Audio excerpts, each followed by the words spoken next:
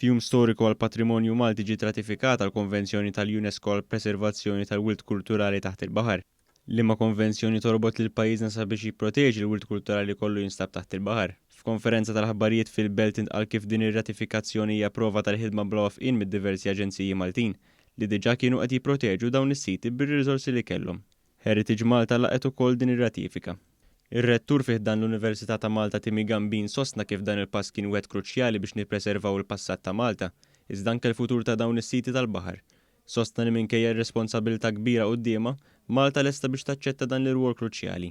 Bħala pajjiż ippreparati kien hemm il-att tal-wirt kulturali li ġi adattat fl-2019 speċifikament bbażat fuq il-konvenzjoni tal-UNESCO. Is-sovratendenza tal-wirt kulturali issa għandhom tim li jieħdu ħsieb speċifikament il-wirt kulturali ta' taħt il-baħar. L-Università ta' Malta wkoll tagħmel ħafna riċerka fil-qasam tal-arkeoloġija marittima. Min-naħa tiegħu il-Ministru għall-Wirt Nazzjonali José Herrera qal li f'dawn l-aħħar 20 sena din il-konvenzjoni kienet utli għal ħarsien ta' wirtna.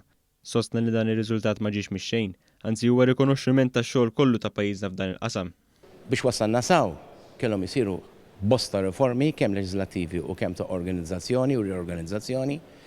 Allora, il-mixja lejn ir-ratifikazzjoni ta' din il-konvenzjoni fisret li aħna tajna added value lill-entitajiet li salvagwardjaw il-patrimonju tagħna. U riżultat tal-inizjattivi u l-isforzi kollha tagħna waslu biex konna kapaċi niffermaw din il-konvenzjoni.